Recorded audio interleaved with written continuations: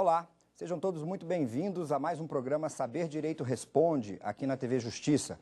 Eu sou o professor Eric Vidigal, doutor e mestre em Direito, professor de Direito Processual Civil e subchefe adjunto para assuntos jurídicos da Presidência da República. Nesta semana nós estamos desenvolvendo o curso Processo Civil Contemporâneo.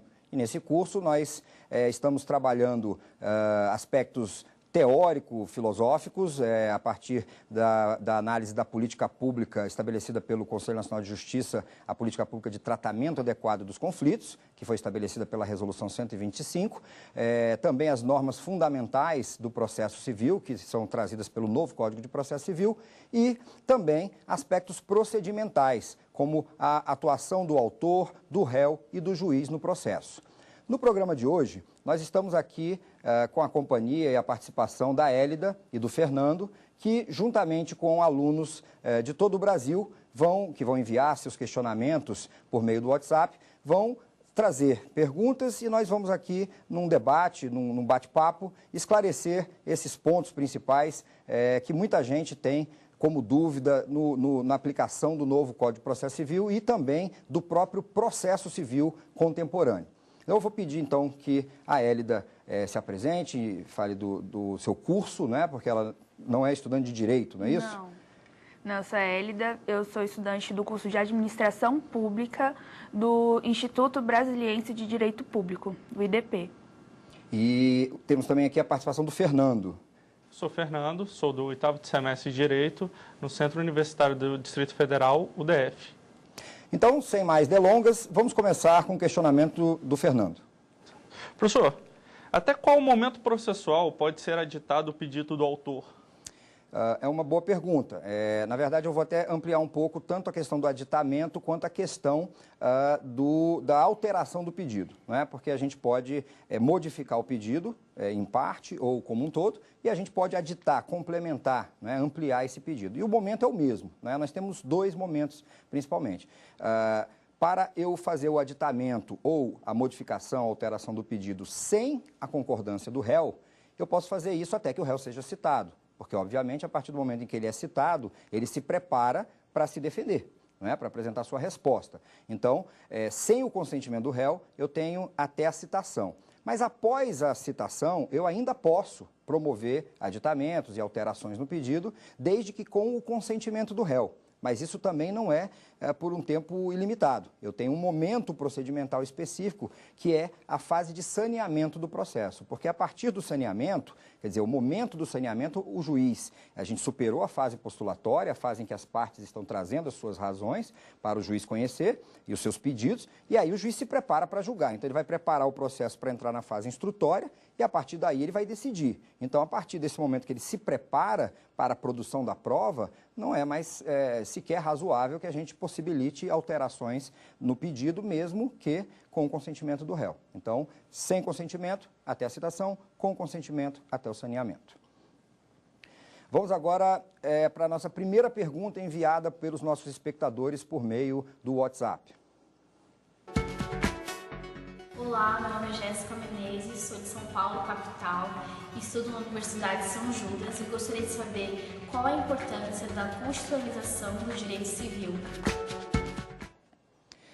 Olha, a pergunta, ela, na verdade, a gente até tratou bastante desse tema da constitucionalização do direito processual civil, que seria o caso, salvo engano, na segunda aula, né? A importância é imensurável, porque, muito embora a gente saiba que, pela própria teoria da recepção das normas infraconstitucionais, toda norma que foi editada antes de 88, a partir de 88, ela só vai ser recepcionada se estiver em conformidade com o texto constitucional. O Código de 73, ele vinha sendo aplicado mesmo após o ano de 1988, muitas vezes com uma certa independência do que dispõe o texto constitucional.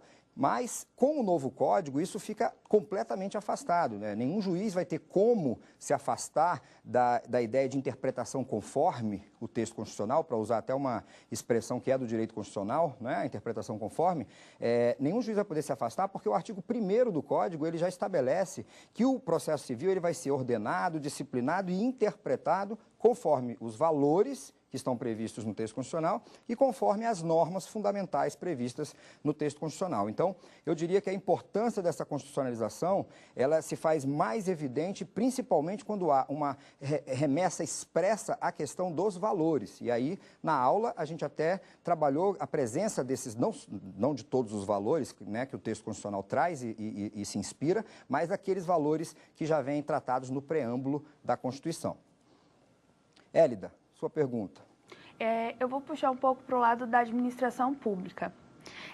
Em que medida a política de tratamento adequado dos conflitos, ela se aplica no âmbito da administração pública?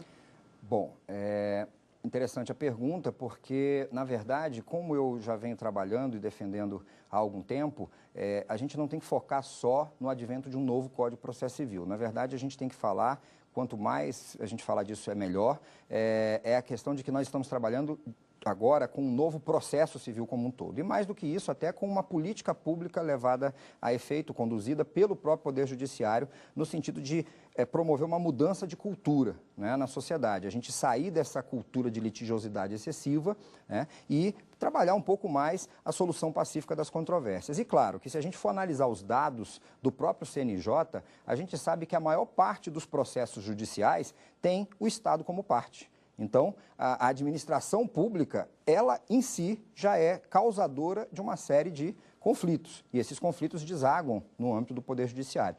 Dentro dessa ideia da nova política de tratamento adequado dos conflitos, ela foi estabelecida em 2010 e ela resultou no advento de 3 leis específicas no ano de 2015, que foi o novo Código de Processo Civil, a Lei de Mediação e a lei que alterou a Lei de Arbitragem, a Lei 9.307.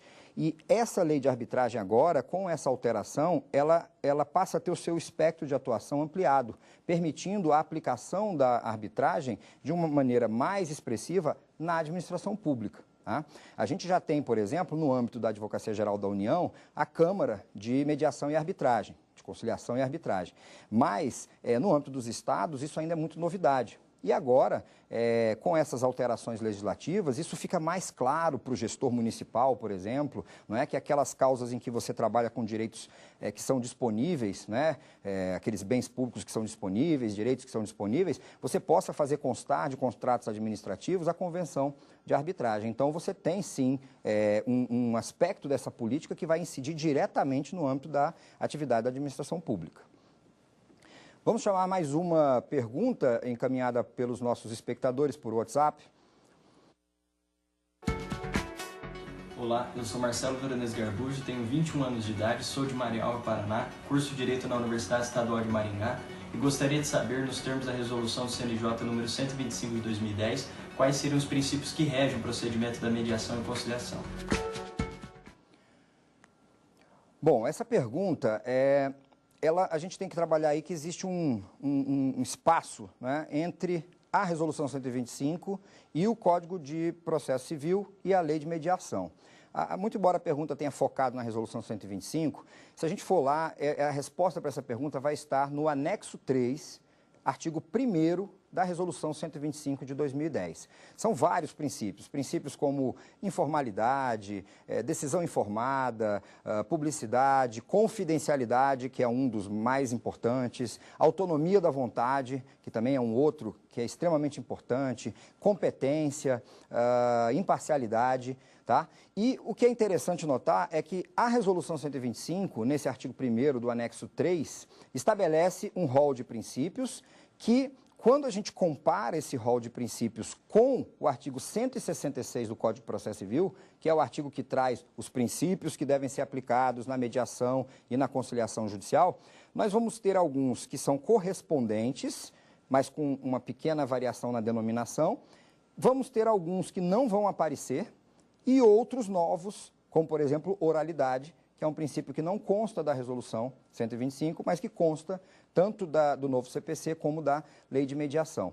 Mas a gente também tem que trabalhar a ideia de que, se a gente está falando de uma política pública de tratamento adequado dos conflitos e de vários diplomas normativos, né, de um código, de uma lei de mediação, de uma resolução, a gente tem que trabalhar isso como um microsistema normativo. Então, eu não preciso me apegar ao que um tem ou o outro não tem. A gente tem que analisar essas regras de modo complementar. Então, todos esses princípios, mesmo aqueles que não constam da resolução, a gente pode interpretar que são de aplicação obrigatória, da mesma forma que aqueles que constam da resolução, mas não constam da lei de mediação nem do novo CPC. Agora é a vez do Fernando. Professor, qual é a peça processual correta para que o réu impugne a gratuidade de justiça concedida à parte autora? Bom, a gente tinha, sob a égide do Código 73, um incidente próprio, uma exceção em que se arguía a questão da gratuidade da justiça, né? Ou a falta da presença dos requisitos que autorizam, né? Agora, a gente tem que pensar o seguinte, com o novo CPC, isso a gente comenta na aula da atuação do réu no processo, aquele princípio da eventualidade que muito se falava, quer dizer, a contestação, no momento de resposta, toda a matéria de defesa tem que vir naquele mesmo momento, e a gente tem que pensar, toda a matéria de defesa, existe defesa processual e defesa de mérito, né? E a defesa processual, que antes, no Código de 73, ela era conduzida por meio ou de preliminares de contestação ou de exceções, né? Toda essa matéria que era conduzida em petições autônomas, ela passou a ser agora obrigatoriamente arguída por meio de preliminar de contestação. Mas a gente também não pode esquecer o seguinte, é que a situação que autoriza a concessão da gratuidade da justiça, ela pode não ser uma constante no curso do processo. Então, eu estou numa situação de hipossuficiência naquele momento e faço jus àquele benefício. Mas a qualquer momento que essa minha situação fática for alterada, isso pode sim ser suscitado, e aí por meio de petição simples, não há necessidade de você autuar em separado, aquela coisa antiga das exceções, montar um volume próprio, a pensar, né? E a gente tinha às vezes os autos de um processo com 3, 4 volumes, né? Você tinha o processo principal, um volume de reconvenção, um volume de exceção de suspeição, um volume de exceção de incompetência relativa, uma impugnação ao valor da causa, e tudo isso é pensado, não. Hoje tudo é concentrado na contestação. Então a gente tem até essa ideia de princípio da eventualidade, quer dizer, no evento resposta do réu, toda a matéria de defesa tem que vir, e seja ela defesa processual, seja ela defesa de mérito. Vamos agora passar para um breve intervalo e daqui a pouco a gente volta com mais perguntas.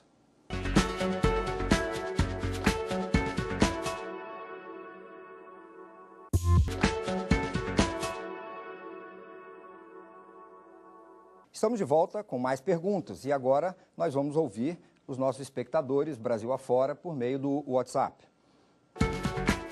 Qual a importância da mediação, conciliação e arbitragem na resolução de conflitos? Bom, a importância, principalmente em meu juízo pessoal, é a maior possível, porque eu me apego muito à frase de um juiz inglês que diz que uma sociedade que precisa de juízes para resolver seus conflitos não pode se dizer uma sociedade civilizada, né? Nós somos capazes de firmar contratos, somos capazes de eleger os nossos representantes, somos capazes de dispor do nosso patrimônio, capazes de criar os nossos filhos, de tomar decisões, mas na hora de solucionar os conflitos, a gente parece que se vê, de alguma forma, limitado. E a gente busca alguém com autoridade para nos dar uma decisão que diga quem tem razão. Isso é muito cultural, isso parte desde a nossa criação em casa, em que irmãos brigam e procuram os pais, e os pais vêm com uma decisão de quem tem razão, ao invés de sentar, e a maioria não faz isso, né? Sentar com os filhos e provocar que eles aprendam a resolver os seus conflitos. Então, a ideia dessa política de tratamento adequado dos conflitos, que vai se concretizar principalmente pelo uso desses mecanismos que são autocompositivos, que são mecanismos pacíficos de solução de conflitos, não só como a mediação, conciliação, ela colocou a arbitragem, mas a gente tem... apesar da arbitragem não ser um método autocompositivo, ser um método heterocompositivo, eu particularmente sustento que na fase em que você celebra o contrato e firma a convenção de arbitragem, isso é manifestação livre de vontade. Então, nessa fase de optar pelo juízo arbitral ou pelo juízo estatal, existe uma autocomposição. A heterocomposição vai estar na solução do conflito, que o árbitro vai trazer uma decisão. Mas, fora isso, ao decidir utilizar a arbitragem, e é um procedimento muito mais célere, que tem as mesmas vantagens dos mecanismos autocompositivos, né? A brevidade do procedimento, você não tem recurso, você tem uma decisão que é mais acertada, é proferida não por um técnico em leis, mas por pessoas que têm experiência naquele segmento específico. E a gente pode acrescentar também a figura, por exemplo, da negociação, a figura das práticas colaborativas, muito utilizado no direito de família, a figura das constelações familiares, que também vem sendo um tipo de terapia que saiu do plano da terapia e vem sendo trazido como um mecanismo de solução de conflitos no âmbito do direito, principalmente nas questões de direito de família. Então, todos esses mecanismos, né, eles vêm justamente nessa ideia de trazer aquela nossa aptidão para o exercício dos nossos direitos, que a gente exerce no âmbito material, trazer também para o âmbito formal, para o âmbito do processo. Dentro do processo, a gente conseguir administrar isso, seja pelo autorregramento da vontade, pela cooperação entre os sujeitos no processo ou antes mesmo do processo. Quer dizer, eu não precisar sequer do processo para resolver numa audiência de mediação ou de conciliação, mas até antes disso, a gente até prevenir a formação dos conflitos. Agora, a gente vai para a pergunta da Érida. Professor, no caso, quando o judiciário, pelo fato do judiciário muitas vezes aplicar uma sanção muito leve em casos de indenização por dano moral, isso não acaba inibindo a busca por uma solução pacífica dos conflitos? A teoria de indenização por dano moral, principalmente nos países mais desenvolvidos, a gente sabe que ela tem que cumprir uma dupla finalidade, que é a de compensar simbolicamente aquele que sofreu dano, e a outra é de inibir aquele ofensor, né, para que ele não pratique mais daquelas ofensas. E, de fato, condenações pequenas e irrisórias não faz com que instituições financeiras, por exemplo, optem por deixar de praticar certas condutas, né? Aperfeiçoar o seu sistema de segurança bancária para que não haja desvios de talões de cheque ou qualquer coisa assim. Isso sai muito caro. Então, é melhor, no custo-benefício, a gente contar com a morosidade do processo. Uma outra alternativa seria encarecer o custo do processo. Se a gente pegar, por exemplo, nos Estados Unidos, na Inglaterra, é quase proibitivo você litigar em juízo. Por isso é que há um estímulo também para que você busque esses mecanismos pacíficos de solução de controvérsias. Inclusive, nos Estados Unidos, quem custeia o processo como um todo é o próprio advogado. Por isso a expressão patrocinar a causa, que a gente usa aqui de maneira equivocada, porque aqui o advogado não só não patrocina a causa, como ele ainda recebe os honorários de sucumbência, que seriam para, de certa forma, compensar aquele que o contratou, né? Mas pela legislação em vigor, essa verba pertence ao advogado. Vamos para mais uma pergunta enviada pelos nossos espectadores pelo WhatsApp. Quais matérias que, se não forem arguidas pelo réu em preliminar de contestação, ficarão sujeitas à preclusão? Bom, como eu comentei ainda há pouco na tua pergunta sobre a justiça gratuita, a gente teve uma modificação, uma concentração da matéria de defesa processual toda nas preliminares de contestação. Então, aquilo que era arguído por meio de exceção, agora vem por preliminar de contestação. A gente sabe que a ideia da preclusão, a preclusão que pode ser consumativa, temporal ou lógica, nesse caso, pela pergunta, a gente pode trabalhar com a preclusão lógica, com a preclusão temporal. Quer dizer, até que momento eu devo suscitar essas questões, arguir essas questões, e quais delas, se eu não o fizer naquele tempo que foi previsto pela lei, eu não vou mais poder fazer. E a gente sabe que esse tipo de preclusão só alcança aquelas matérias de interesse das partes, não alcança as matérias chamadas de ordem pública, né? Então, por exemplo, uma preliminar de contestação, que está prevista lá no artigo 331, salvo engano, essas preliminares a gente vai encontrar a incompetência absoluta, né, que é uma matéria de ordem pública, como matéria de ordem pública pode ser declarada por meio de provocação, mediante provocação da parte, mas deve ser declarada a qualquer tempo, em qualquer grau de jurisdição, de ofício, pelo magistrado. Então, lá vai dizer, o 337, vai dizer que a incompetência absoluta deve ser arguída em preliminar de contestação. Mas, por ser matéria de ordem pública, não preclui. Então, a qualquer tempo, quer dizer, eu devo suscitar em preliminar de contestação, mas se eu não o fizer, eu posso até ter alguma sanção processual qualquer, mas eu não vou estar impedido de suscitar a qualquer tempo, porque cabe ao próprio juiz, identificando essa situação, declarar de ofício. Por outro lado, a incompetência relativa, que é uma matéria de interesse exclusivo das partes, ela vai precluir se não for arguída em preliminar de contestação.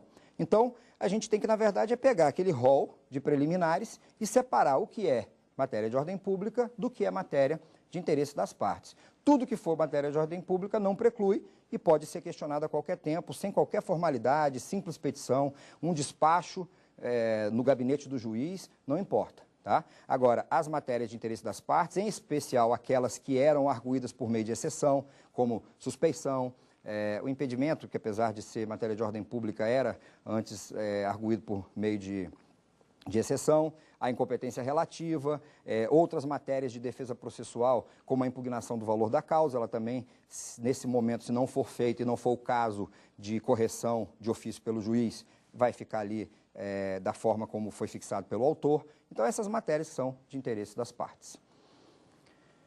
Fernando, outra pergunta? Professor, utilizando um caso de um atropelamento em que a vítima ficou com diversas cicatrizes e não há como mensurar os danos causados, neste caso, pode ser o valor da causa genérico? É uma ótima pergunta, porque ela incide sobre uma inovação do CPC 2015, sobre uma discussão que havia quando se falava de pedido genérico sob a égide do Código 73, especificamente no caso do dano moral. Né? Quer dizer, se a gente está falando de um acidente e vai haver um pedido de dano moral, no 73 a gente usava aquela exceção de pedido genérico que dizia que quando o autor não puder, no momento da propositura da ação, definir as consequências do ato ou do fato ilícito, ele poderia formular um pedido genérico. E aí se interpretava o quê? Ora, o dano moral, ele é simbólico. Hoje, por exemplo, dano moral na internet, a gente não tem como prever as consequências disso. Né? Um vídeo que vai parar na internet pode ser visto por uma pessoa, pode ser visto por 5 milhões de pessoas. E pode ser revisto daqui a 10 anos, daqui a 15 anos. Então, se enquadra perfeitamente na moldura legislativa. Né? Não prevê as consequências do ato ou do fato ilícito no momento da propositura da ação. Nessas hipóteses, então, nós formulávamos pedidos genéricos de dano moral e o juiz arbitrava e, se a gente achasse pouco, a gente recorria. No Código de 2015, vem um comando de que nessas hipóteses o pedido tem que ser expresso. E, sendo o pedido determinado, o valor da causa acompanha, não é, o valor do pedido determinado. Então, eu já não teria mais como formular um pedido genérico e atribuir ali R$1, R$100, R$1.000, que é o que a gente costuma ver. Naquela hipótese anterior, o pessoal pedia genérico e atribuía R$500, um salário mínimo. Alguns até erroneamente botavam assim, atribui à causa o valor de R$100 para efeitos fiscais, como se o valor da causa só servisse para cálculo das custas processuais, né? que se caracterizam como taxa em modalidade de exação tributária. Esse é o único efeito fiscal do valor da causa, mas o valor da causa serve para fixar procedimentos, para fixar competência relativa, serve como parâmetro para cálculo de penalidades processuais, multas, ato atentatório à dignidade da justiça, litigância de má-fé, e serve para cálculo também dos honorários de sucumbência. Né? Então, nesse caso da tua pergunta, se eu tiver um pedido de dano material, né, não se aceita mais porque há uma disposição... dano material sempre eu vou ter que trabalhar, a não ser que seja... eu não consiga prever as consequências. Então, por exemplo, a pessoa se machucou e vai ficar uma cicatriz, mas ainda tem a possibilidade de fazer uma cirurgia plástica, aquela cicatriz praticamente desaparecer. Enfim, eu ainda não tenho como prever as consequências, eu posso fazer o pedido genérico. Mas se for dano moral, eu vou ter que especificar, vou ter que determinar o pedido e, dessa forma, o valor da causa vai acompanhar o do pedido. Se forem pedidos cumulados, o artigo 292 do Código de Processo Civil diz que, em caso de pedidos cumulados, o valor da causa é o somatório dos pedidos. Como eu fiz um genérico de natureza material, mas eu especifiquei um de natureza moral, então o meu valor da causa vai permanecer associado, eu não vou ter como somar o moral com algo que é genérico, então eu vou fixar o valor correspondente ao do dano moral.